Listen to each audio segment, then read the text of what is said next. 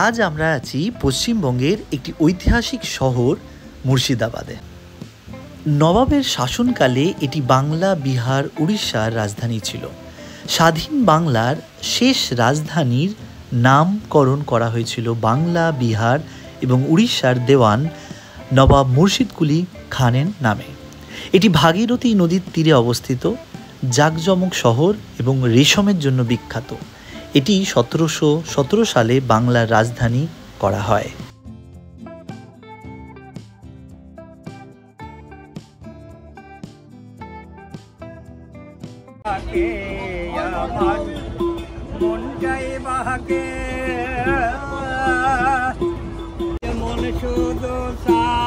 রঙের ঘোরা দৌড়াতি পাগল মন রে আজ মনে কেন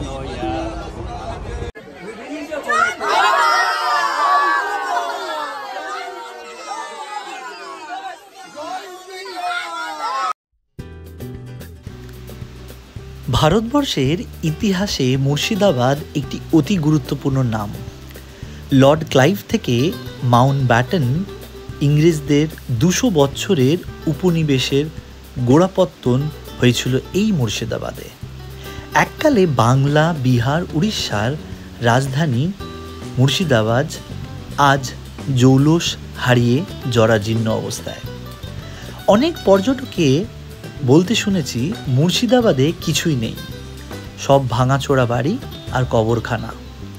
দায়িত্ব নিয়ে একটা কথা বলতে পারি, মুর্শিদাবাদে প্রকৃত ইতিহাস জানতে হলে আপনাকে মুর্শিদাবাদে আসতে হবে। একটা দুটো প্রচলিত গল্পের উপরে দাঁড়িয়ে নেই মুর্শিদাবাদ। মুর্শিদাবাদে আপনি এলে এখনও হয়তো সেই ইতিহাসের ফিসফিসানি, তরবারির ঝনঝনি এবং বিশ্বাসঘাতকের ফিসফিসানি, দেশপ্রেমদের হুঙ্কার এবং অলিক মানুষে ভেসে উঠবে রঙিন ঝলমলে মুর্শিদাবাদ।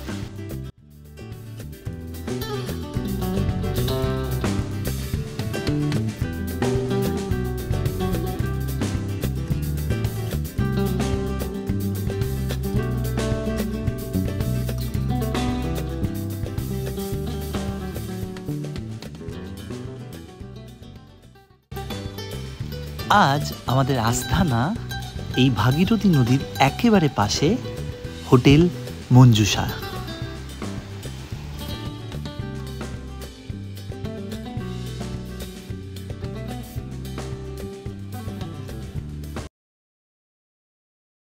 একদম নিকটে রয়েছে হোটেল মঞ্জুষা, একদম ভাগীরথী নদীর তীরে। সেখানে আপনার হোটেল মঞ্জুষাতে প্রাকৃতিক যা দৃশ্য রয়েছে, তা প্রাকৃতিক প্রচণ্ড গাছ রয়েছে এখানে। একদম এখানে হিঙের থেকে নিয়ে, কপুর থেকে নিয়ে, সাদা চন্দন, লাল চন্দন এবং এলাচের গাছ থেকে নিয়ে বিভিন্ন ধরনের প্রাকৃতিক সৌন্দর্য এবং গঙ্গার ধারে লোকেশনটা না আসলে পরে পরিকল্পনা ভাবা যাবে না। অসাধারণ একটা পরিবেশ।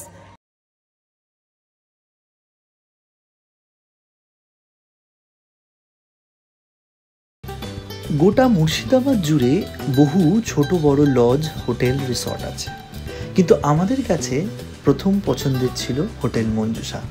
সত্যি তাদের আতিথেয়তা আমাদেরকে মুগ্ধ করে তুলেছিল। তাদের পরিবেশিত খাবার আমাদেরকে সমৃদ্ধ করেছিল এবং তাদের ব্যবহার, আচরণ আমাদেরকে সত্যি আজও তাদের মনে রাখতে সাহায্য করেছে।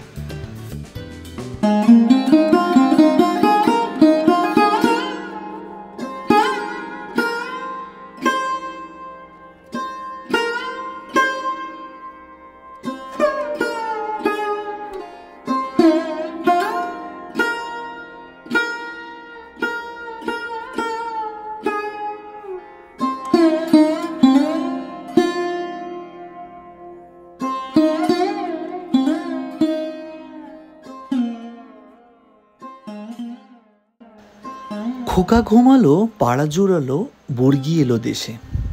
1700 খ্রিস্টাব্দে প্রায় বাংলায় বর্গি আক্রমণ অশান্ত হয়ে উঠেছিল।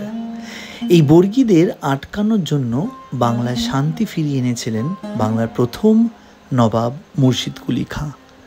সুষ্ঠু শাসন ব্যবস্থার মাধ্যমে তৎকালীন বাংলায় রাজধানী ঢাকা থেকে সরিয়ে নিয়ে বাংলার এই ভাগীরথীর তীরে মুর্শিদাবাদকে নিজের রাজধানী করেন এবং তার নাম অনুযায়ী এই রাজধানীর নাম রাখেন মুর্শিদাবাদ। আর এই মুর্শিদাবাদ ইংরেজদের সাথে পলাশী যুদ্ধে পরাজিত হয় বাংলার নবাব। তারপর গোটা ভারতবর্ষ ধীরে ধীরে ইংরেজদের অধীনে চলে যায়।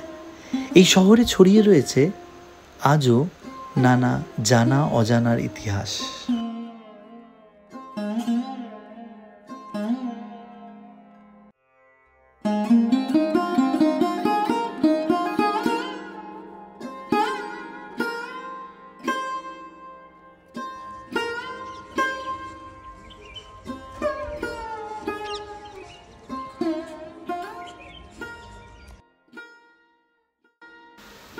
ভাগীরথী নদীর অপর পারে লালবাগের ফেরিঘাটের দক্ষিণ দিকে এক নির্জন শান্ত স্নিগ্ধ পরিবেশে অন্তিম শয্যায় শায়িত আছেন নবাব সিরাজদৌল্লা। জায়গাটির নাম খোশবাগ।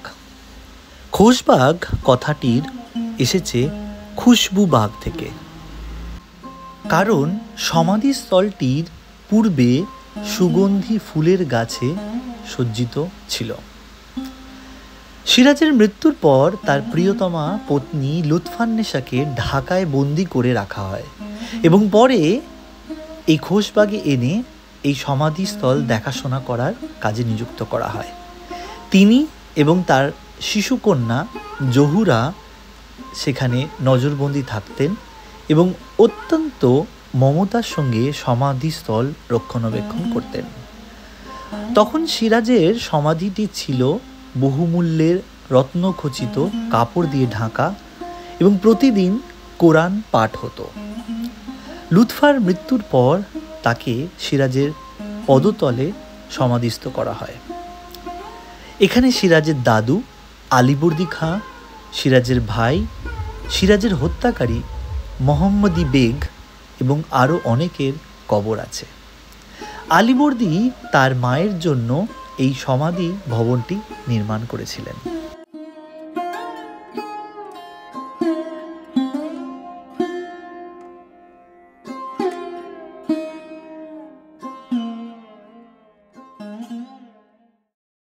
দাদু আলীবর্দী খাঁ 1756 সালে মারা যান 70 বছর বয়সে।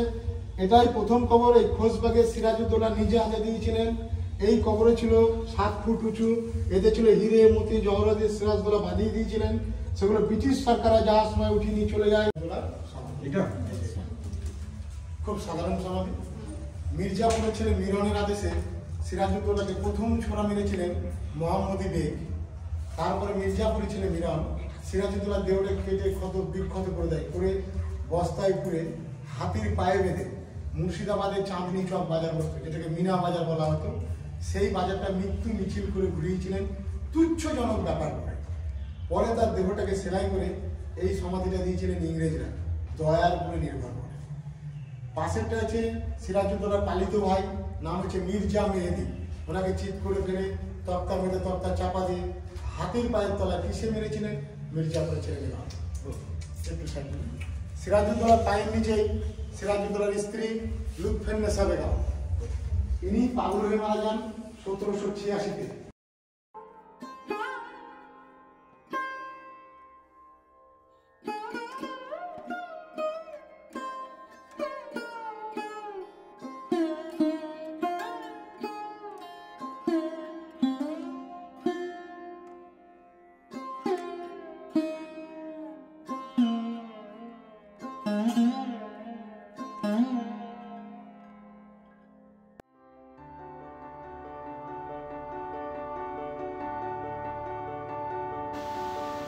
হিন্দু পুরাণ অনুযায়ী দক্ষযজ্ঞের পর সতী দেহত্যাগ করেন।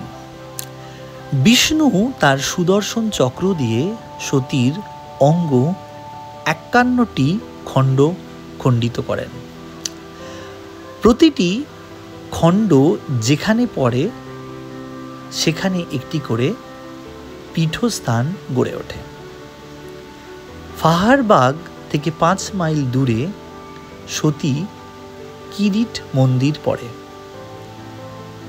এখানে যে মন্দিরটি রয়েছে তার নাম কীটেশ্বরী মন্দির। মন্দিরের আসল নাম কিরিটকণা। এখানে প্রচুর শিব মন্দির রয়েছে। পৌষ মাসের প্রত্যেক মঙ্গলবারে এখানে গ্রামীণ মেলা বসে। এখন সেই প্রাচীন মন্দিরটির আসল অংশ নেই, কিছু ধ্বংসাবশেষ রয়েছে এবং মন্দিরের নতুন ভবন নির্মাণ করা হয়েছে। আমাদের পরবর্তী গন্তব্য জগৎবন্ধু ধাম ও আশ্রম। এখানে প্রভু জগৎবন্ধুর সুন্দর জন্মস্থান। 1930 সালে কুঞ্জদাস ব্রহ্মচারী এখানে একটি পর্ণকুটির তৈরি করেন এবং সাধনা ভজনা শুরু করেন। ধীরে ধীরে একটি ধাম এবং আশ্রমে পরিণত হয়। ভক্তের সংখ্যাও বাড়তে থাকে। আশ্রমে সন্ন্যাসী ও ভক্তদের আবাস তৈরি করা হয়। ধামের পরিসরও বাড়তে থাকে। জগৎবন্ধুর স্মৃতি রক্ষার জন্য এখানে একটি মন্দির তৈরি করা হয়। বৈশাখ মাসে শুক্লপক্ষে এখানে উৎসব হয়। সামনে নাট মন্দিরটিও বেশ বড়। এত বড় মন্দির মুর্শিদাবাদে আর কোথাও নেই। নবাবী আমলে এটি সংস্কৃতির একটি অংশ বলতে পারি।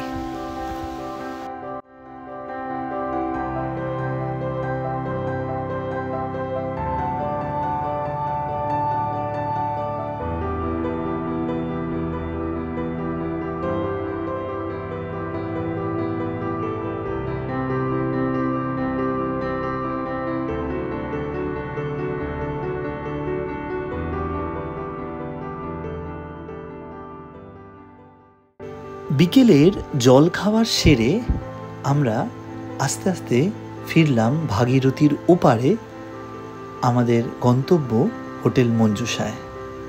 বেশ স্নিগ্ধ শান্ত পরিবেশ। আমরা নৌকায় করে পৌঁছালাম হোটেলে। তারপর আমাদের জন্য অপেক্ষা করছিল আমাদের রাত্রির ডিনার বিরিয়ানি।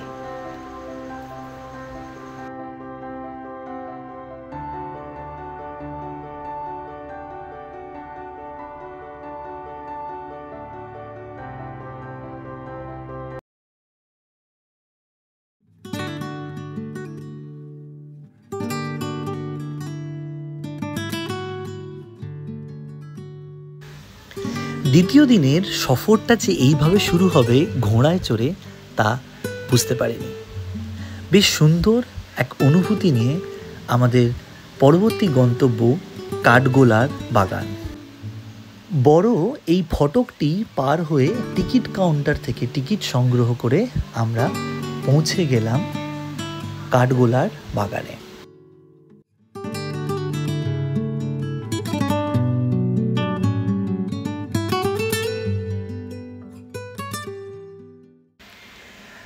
রাজা ধনপত সিং দুগ্গর এবং লক্ষ্মীপত সিং দুগ্গরের প্রাসাদ উদ্যান এবং তাদের বিখ্যাত আদিনাথ দিগেশ্বর জৈন মন্দির এখানকার মূল আকর্ষণ। 1873 সালে হরেক চাঁদ নামক ব্যক্তির দ্বারা এই ভবন, বাগান এবং এই মন্দির নির্মাণ করা হয়।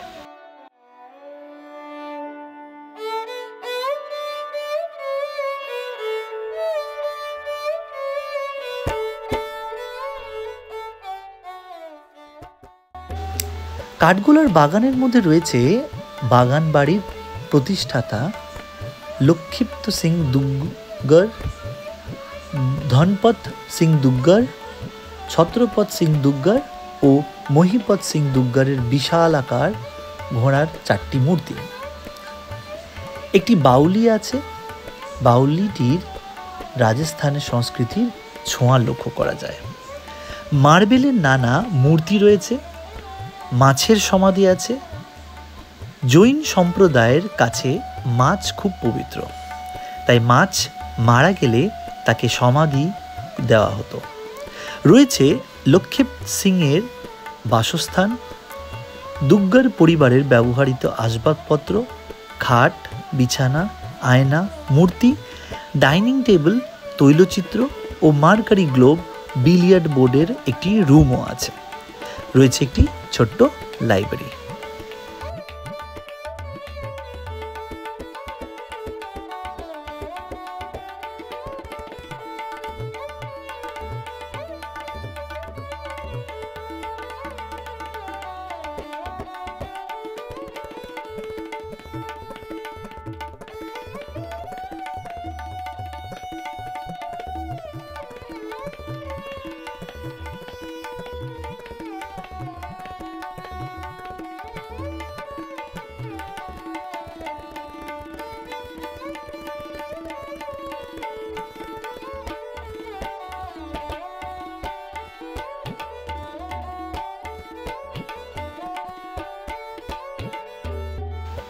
কাঠগোলা বাগানবাড়ির মূল আকর্ষণ এই জৈন মন্দির।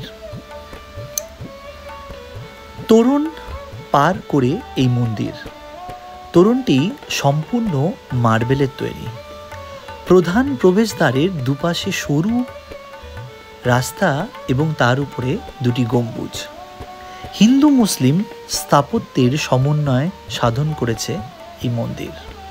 তারপর ভেতরে মূল মন্দির।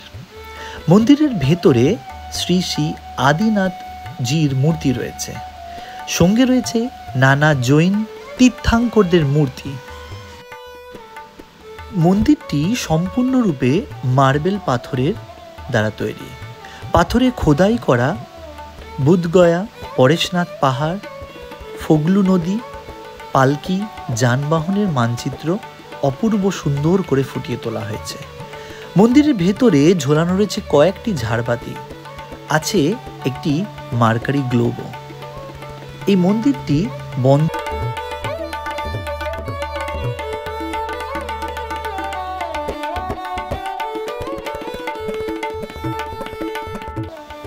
এই কাঠগোলা বাগানে রয়েছে ইতিহাস। এই কাঠগোলা বাগানের আনাচে কানাচে দেওয়ালে প্রত্যেকটি স্থানে ছড়িয়ে রয়েছে অতীতের ইতিহাস।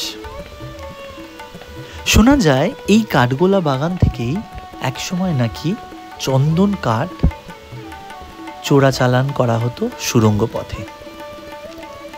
এবং এই কাঠগোলা বাগানে বিশেষত্ব যে এই কাঠগোলা বাগান বাড়ির একটা বিশেষ নিজস্ব চিড়িয়াখানা রয়েছে।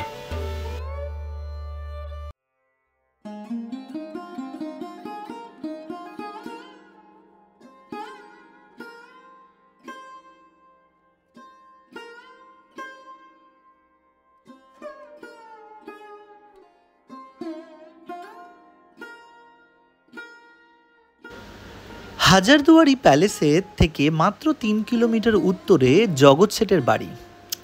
ইতিহাস খ্যাত ধনকুবের পরিবারের বাস ছিল একদা এই মহিমাপুরে।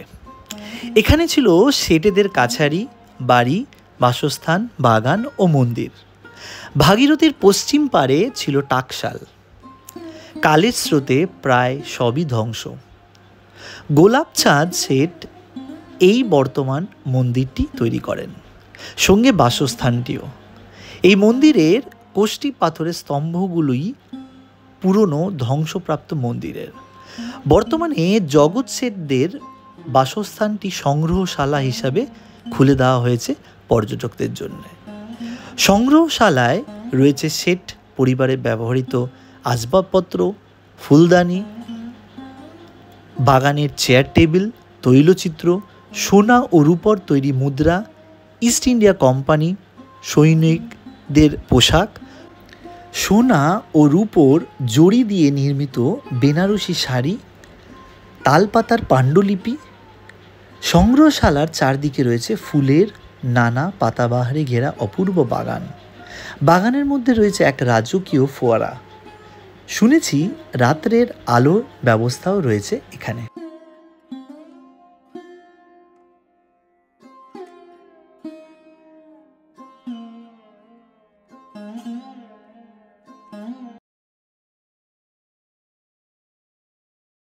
দেখতে এটা পোড়ামাটির তৈরি। এই কোম্পানিটা হাওড়া ব্রিজ বানিয়েছিল, বার্ন স্ট্যান্ডার্ড লেখা আছে, বানান কোম্পানি, স্টেশন ফিল্টার, মাটি পুড়িয়ে ওয়াটার ফিল্টার। এগুলো ফুলের টব রাখার র্যাক। ভেতরে যাবেন, ক্যামেরা মোবাইল এখান থেকে বন্ধ, কোনো জিনিসে হাত দেবেন না, কোনো রকম পিকচার ক্যাপচার করবেন না।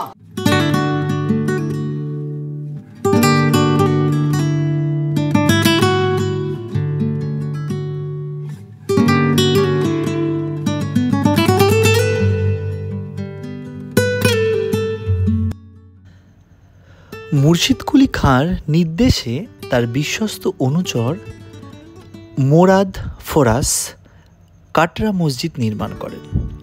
মসজিদটি হাজারদুয়ারি থেকে প্রায় 2 মাইল দূরে অবস্থিত।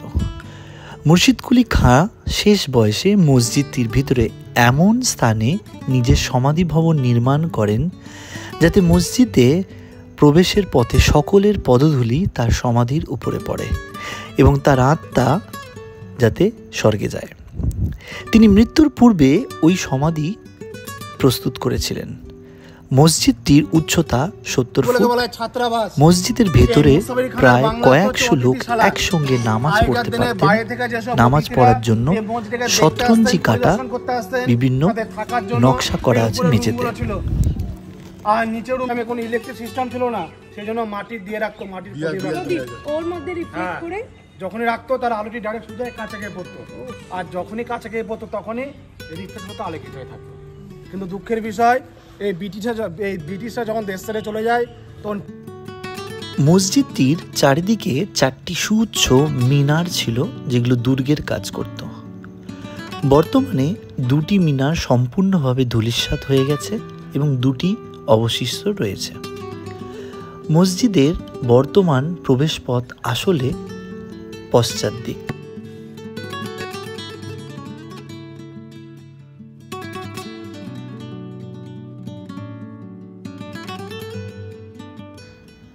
আলিবর্দীর বড় মেয়ে ঘোষিটি বেগমের স্বামী নওয়াজিস মোহাম্মদ খান মতিঝিল প্রাসাদ নির্মাণ করেন 1743 সালে। এই নওয়াজিস মোহাম্মদ 1750 সালে একটি মসজিদ ও অতিথিশালা তৈরি করেন এবং নির্মাণ করেন একটি বিশাল ঝিল। একসময় এই ঝিলে মুক্তো চাষ হতো। ঝিলের সামনেই রয়েছে মসজিদ। মতিঝিলে লর্ড ক্লাইভ 1765 সালে দেওয়ানি হস্তান্তরের সময় নবাবদের সঙ্গে আলোচনার জন্য 2 দিন থেকে গেছিলেন। ওয়ারেন হেস্টিংস তখন তিনি ছিলেন রাজনৈতিক এজেন্ট। তখন তিনি মতিঝিল প্রাসাদে থাকতেন। বর্তমানে মতিঝিল প্রাসাদ ধ্বংসপ্রাপ্ত হয়েছে, রয়ে গেছে শুধু মসজিদটি এবং এই সুবিশাল ঝিলটি। বর্তমানে এই মতিঝিল পশ্চিমবঙ্গ সরকার দ্বারা পরিচালিত ইকো পার্কে পরিণত হয়েছে।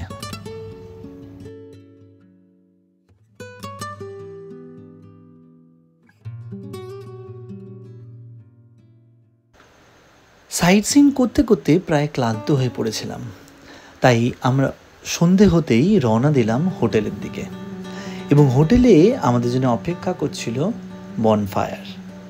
একে একে আমাদের বিভিন্ন প্রতিযোগিতা হয়েছিল।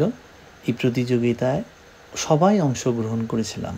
তারপর কালচারাল নাইট হলো, নাচ গান সহ বিভিন্ন রকম আনন্দ আমরা করলাম। আজকের এই সন্ধ্যের আনন্দটা, উচ্ছ্বাসটা আমরা প্রত্যেকে আমাদের মনের খাতায়, স্মৃতির পাতায় লিখে রাখলাম।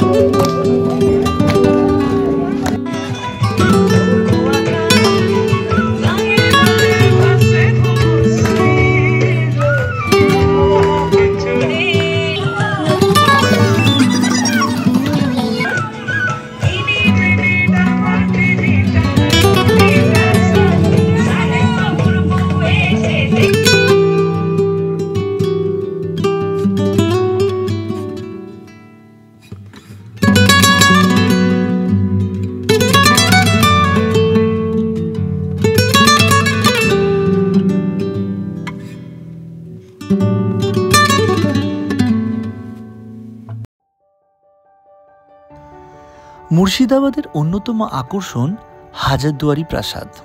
প্রাসাদটির এইরূপ নামকরণের কারণ এর অসংখ্য জানলা এবং দরজা। ইটের তৈরি নকল দরজা আছে। ভালো করে পর্যবেক্ষণ না করলে এই নকল এবং আসল দরজার মধ্যে পার্থক্য করা যায় না।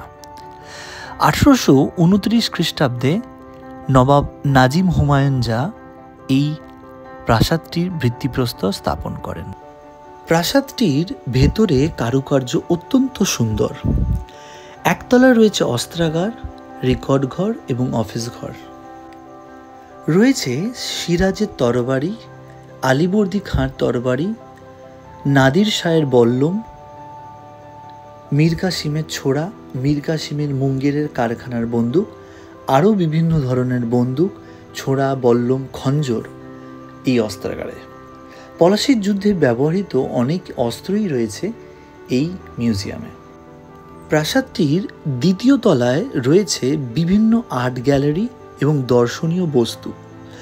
দর্শনীয় বস্তুগুলির মধ্যে রয়েছে মুর্শিদ কুলি খাঁর মার্বেলের পাথরের সিংহাসন, সিরাজের রূপর সিংহাসন, পানপাত্র, চীনেমাটির বিভিন্ন রকমের ফুলদানি, হাতির দাঁতের সোফা সেট, পালকি, রূপার পালকি, নবাবের ব্যবহৃত বিলিয়ার্ড বোর্ড, ম্যাজিক আয়না, মূর্তি, মমি করা, প্রচুর দুষ্প্রাপ্য পাখি উল্লেখযোগ্য।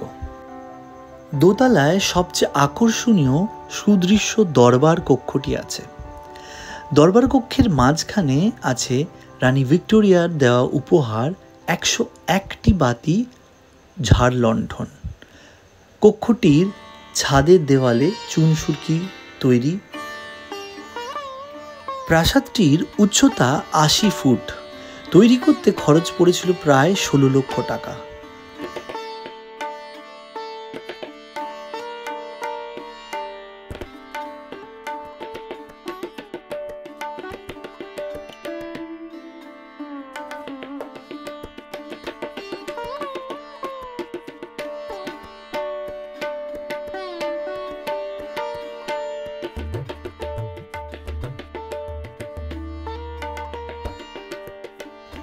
বাঙালি যতই ক্লান্ত হোক না কেন, যদি ভ্রমণের কথা হয় তাহলে সে ক্লান্ত হয় না।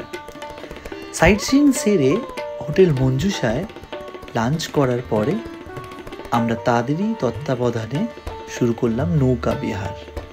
ভাগীরথীর বুক ছেড়ে আমাদের নৌকা এগোতে লাগলো। এক সুন্দর অপূর্ব মনোরম দৃশ্য।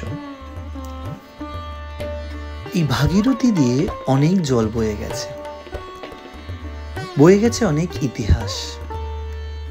এই ভাগীরথী নদী বহন করছে বহু ইতিহাস, সাক্ষী হয়ে রয়েছে অনেক ঘটনার।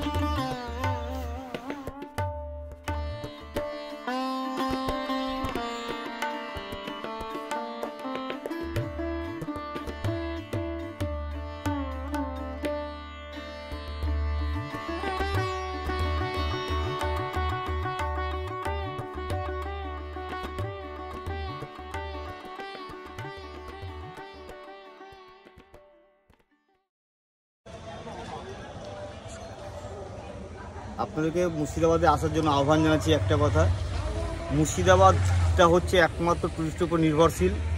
তার মধ্যে মুর্শিদাবাদের পুরনো একটা ঐতিহ্য হচ্ছে টাঙা, যে টাঙায় করে নবাবরা ঘুরতেন মুর্শিদাবাদের সমস্ত জায়গাগুলো।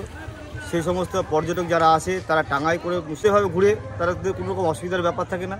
এবং পাশাপাশি যে আপনাদের কাছে অলওয়েজ ওয়েলকাম করবো সবসময় মুর্শিদাবাদে আসার জন্য। বিশেষ করে এই মুর্শিদাবাদটা হচ্ছে একদম নির্ভরশীল টুরিস্টের উপরে। কখন আসলে সব থেকে বেস্ট টাইম আসার কোন সময়? দেখুন, ট্যুরিস্টে হচ্ছে সিজনালি হচ্ছে পিক সিজনটা হচ্ছে ডিসেম্বর জানুয়ারি মাসে, তখন খুব চাপ থাকে লোকে।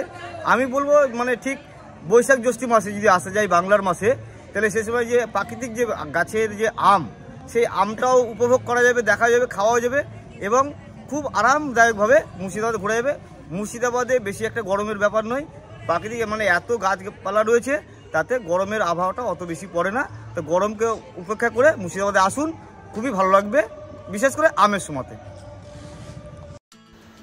ভ্রমণ পিপাসু বাঙালির কাছে যদি 2 বা 3 দিন ছুটি পাওয়া যায়, তাহলে অনায়াসেই কিন্তু এই মুর্শিদাবাদে ঘুরে যেতে পারেন। মুর্শিদাবাদ এবং তার আশেপাশের স্থানগুলি বেশ কম খরচেই কম সময়ে ঘুরে নেওয়া যেতে পারে।